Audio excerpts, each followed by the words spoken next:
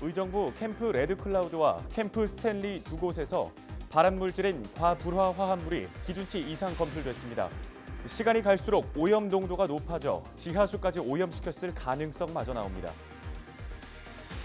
총 10명의 사상자를 낸 양주 가죽공장 폭발 사고와 관련해 경찰과 소방이 원인 조사를 하고 있습니다. 보일러실 내 자체 사고로 폭발이 일어났을 가능성이 큰 것으로 알려졌습니다. 신종 코로나 바이러스 16번째 확진자가 나왔습니다. 16번째 확진자는 42살 한국인 여성으로 태국으로 여행을 갔다가 지난달 19일 귀국했습니다.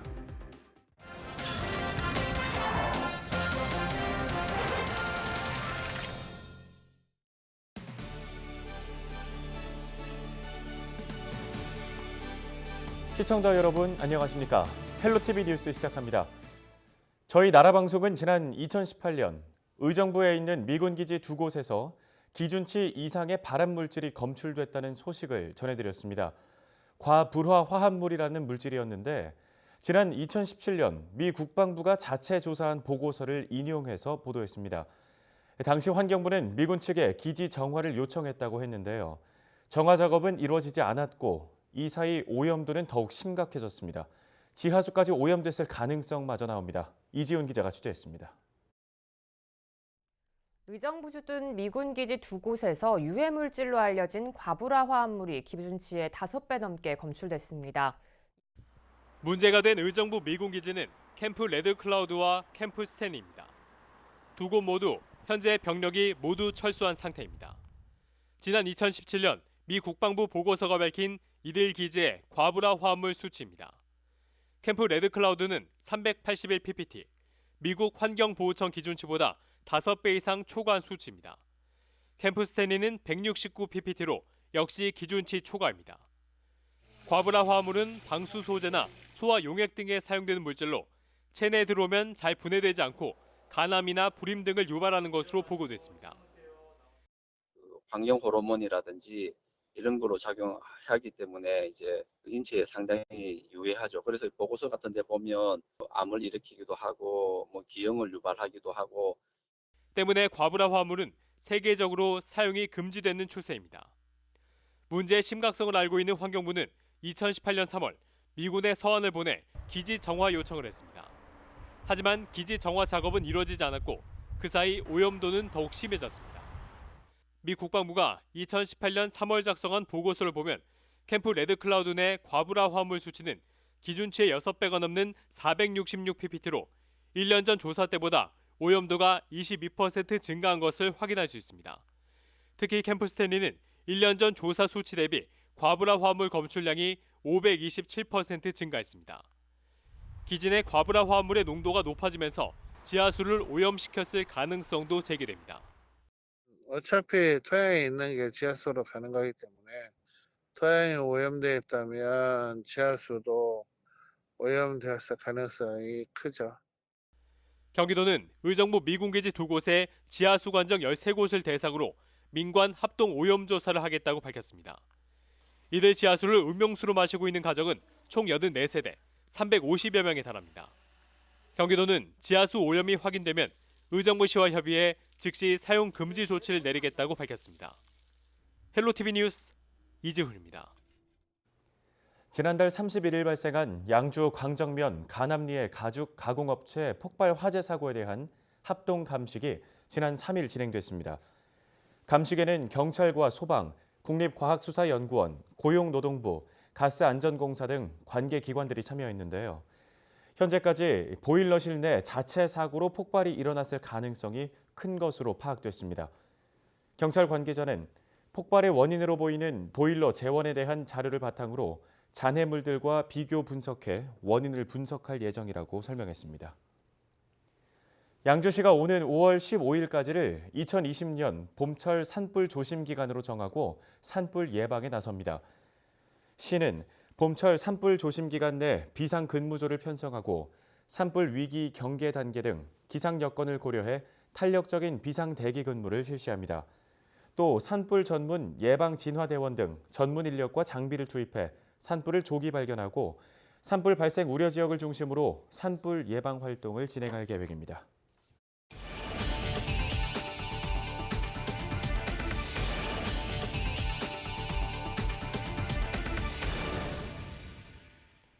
다음 소식입니다. 이 신종 코로나 바이러스 감염자 수가 연일 증가 추세를 보이고 있습니다. 국내외 발생 현황을 김신혜 기자가 정리했습니다. 중국에서 신종 코로나 바이러스 감염증 첫 확진자가 나온 지 약 2달이 돼가는데요. 확진자와 사망자가 계속 늘고 있습니다. 하루 전까지만 해도 17,000여 명대였던 전 세계 확진자 수는 2만 600여 명이 넘었고 사망자 수도 400여 명이 넘습니다. 전날 통계와 비교해보면 하루 만에 확진자 수는 3,000여 명, 사망자 수는 60여 명이 나온 건데요.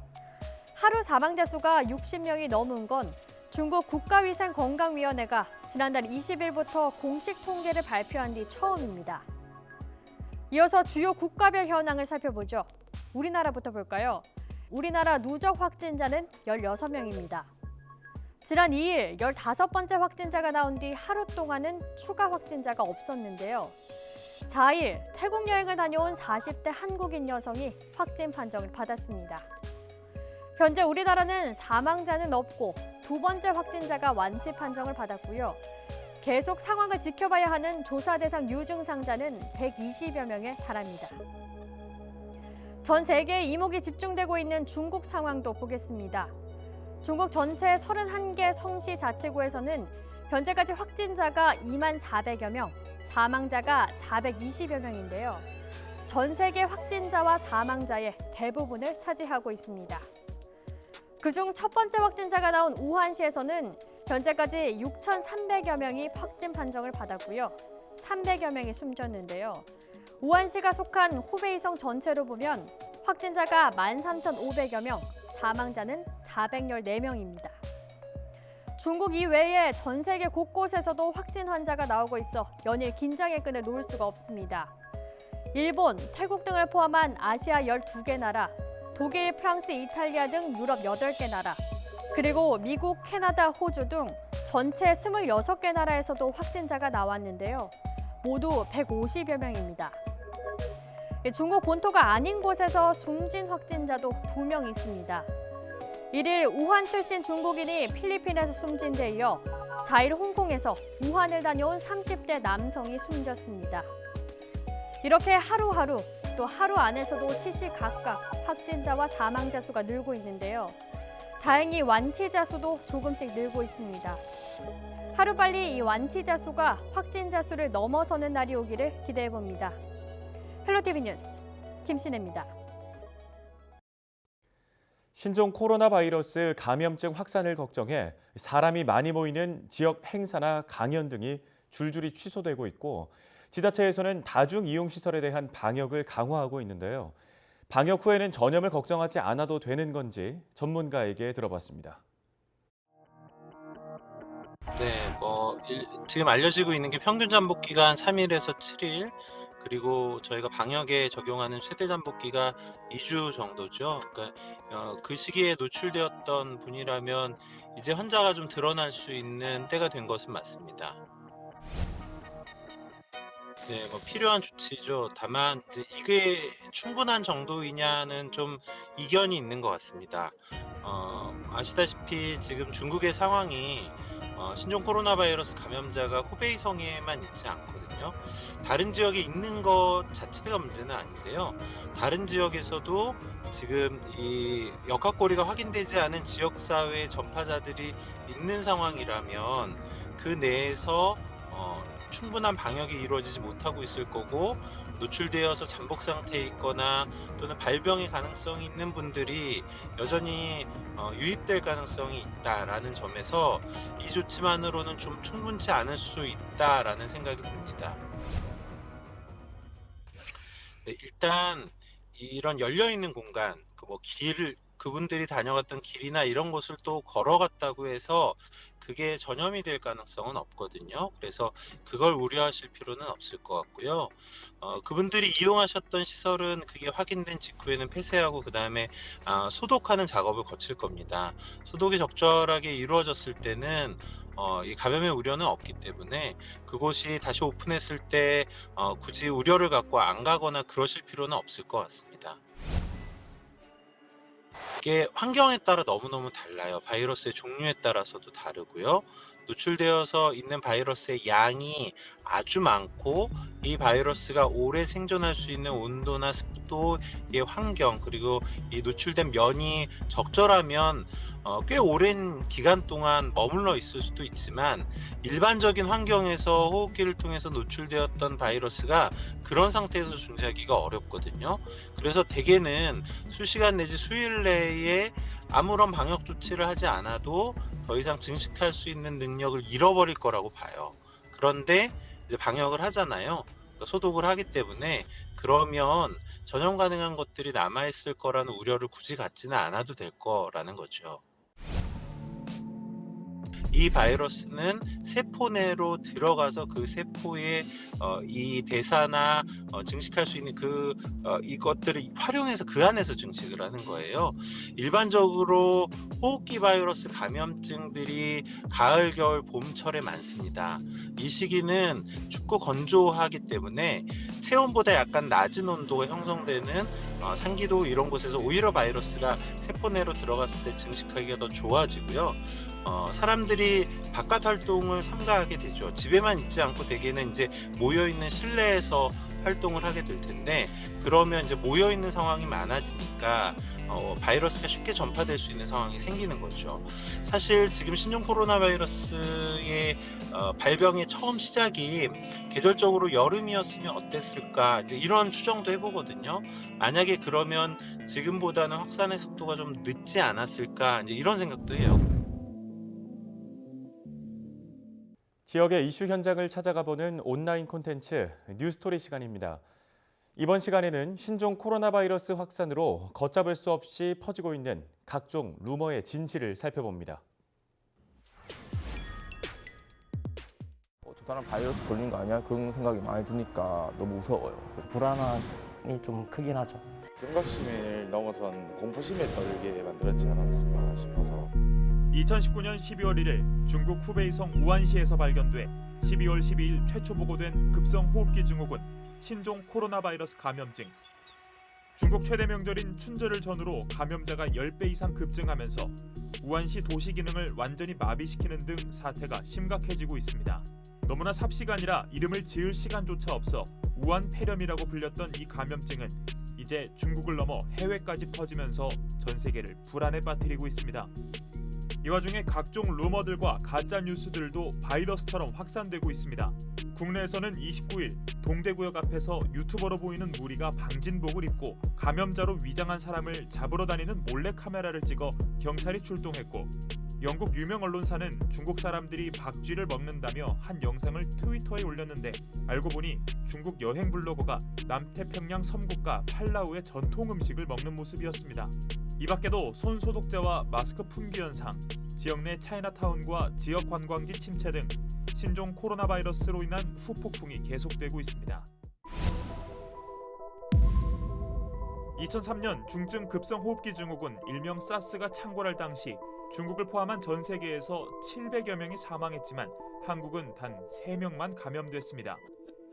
이 때문에 김치가 신종 코로나 바이러스 감염증을 예방한다는 속설이 퍼지고 있습니다. 하지만 이는 진실이 아닙니다. 물론 김치에 들어가는 마늘과 고추는 항바이러스에 효과가 있고 면역력을 높여주지만 신종 코로나 바이러스를 막아준다는 근거는 없습니다. SNS상에선 소금물로 입 헹구기, 정향의 꽃봉오리 섭취 등 민간요법이 신종 코로나 바이러스를 치유한다는 글이 주목을 끌었습니다. 식초와 한약재 판남근을 섞어 마시면 폐렴을 치료할 수 있다는 소문도 떠돌았지만 이는 감기 치료에 일부 효과가 있을 뿐 신종 코로나 바이러스 치료와는 무관합니다. 현재 중국 보건당국은 신종 코로나 바이러스 감염자에게 HIV 항레트로 바이러스 약물을 사용하겠다고 발표했고, 미국 국립보건원은 백신을 개발 중이며 3개월 내로 인간에게 임상실험을 실시하겠다고 밝혔습니다. 멀쩡하던 사람이 갑자기 쓰러집니다. SNS에서 엄청난 화제를 모은 이 영상엔 신종 코로나 바이러스 증상이라는 설명이 붙어 있습니다. 하지만 전문가들은 이는 사실일 가능성이 적다고 말합니다. 신종 코로나 바이러스에 걸린 사람이 갑자기 쓰러지려면 폐까지 바이러스가 감염되어 산소가 부족해야 합니다. 하지만 이쯤 되려면 이미 일상생활도 불가능할 정도로 어떤 사람도 온전히 걸을 수도 없는 상태라고 합니다.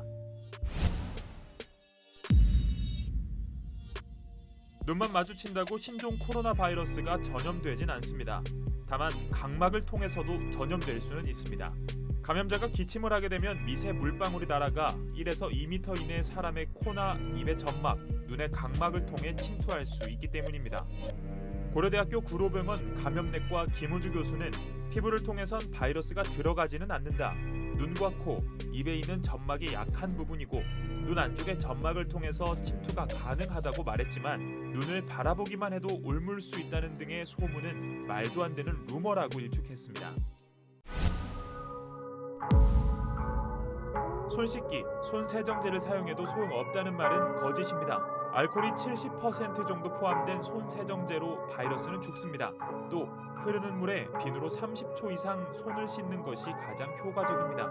알코올 손 세정제를 가지고 다니면서 수시로 손을 씻는 것이 최선의 예방책입니다. 중국 정부는 야생동물 거래를 금지하면서 신종 코로나 바이러스가 화난 수산시장에서 파는 박쥐에서 비롯됐다고 지난 22일 발표한 바 있습니다. 하지만 24일 국제학술지 란셋에 발표된 연구는 상반된 결과를 내놓습니다. 신종 코로나 바이러스로 처음 입원했던 41명 중 13명은 우한 해산물 시장과 연결고리가 없었기 때문입니다. 이에 우한시에 있는 국립생물안전연구소가 바이러스 발원지로 의심받고 있습니다. 화난 수산물 시장에서 불과 30여 킬로미터 떨어진 이 연구소는 에볼라 바이러스 등 치료제가 존재하지 않는 가장 치명적인 병원체를 연구하는 시설이기 때문입니다. 과학자들은 이미 3년 전 네이처를 통해 우한의 연구소에서 치명적 병원체가 유출될지도 모른다는 우려를 표시하기도 했습니다. 하지만 정확히 밝혀진 사실이 아직 없는 만큼 조사 결과가 나올 때까지 지켜봐야 할 것 같습니다. 현재 질병관리본부에서는 신종 코로나 바이러스 감염증에 대한 별도 페이지를 운영하며 올바른 정보를 제공하기 위해 노력하고 있다고 밝혔습니다. 정부는 대국민 메시지를 통해 국민들은 정부를 믿고 걱정하지 말라고 발표하기도 했습니다. 연초부터 전 세계를 떠들썩하게 만들고 있는 신종 코로나 바이러스 감염증. 사회적 혼란과 피해를 최소화하기 위해서 SNS 가짜뉴스와 루머에 현혹되지 말아야 하겠습니다.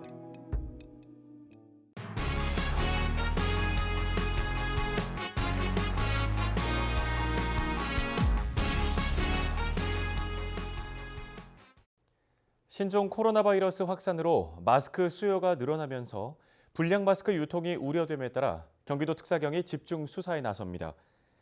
주요 수사 대상은 저가 수입 마스크를 국내 인증 마스크로 둔갑 판매하거나 위생 위해 시설에서 마스크를 제조하는 행위, 무허가 제조와 바이러스 차단 효과가 없는 마스크를 효과가 있는 것처럼 광고하는 행위 등입니다.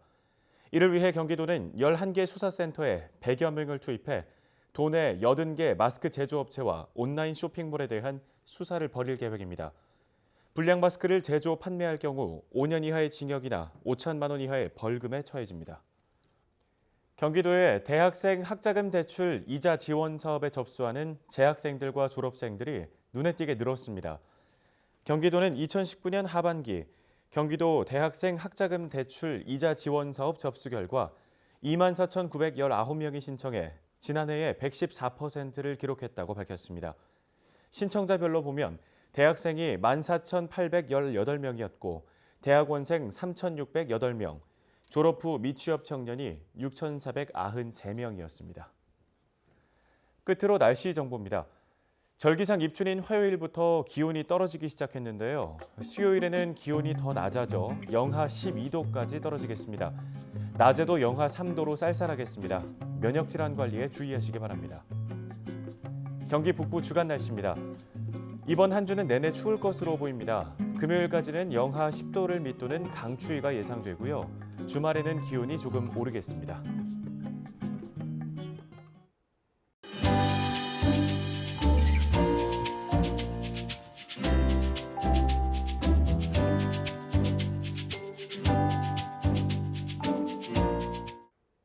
헬로티비 뉴스는 언제나 지역 주민 여러분 곁에 있겠습니다.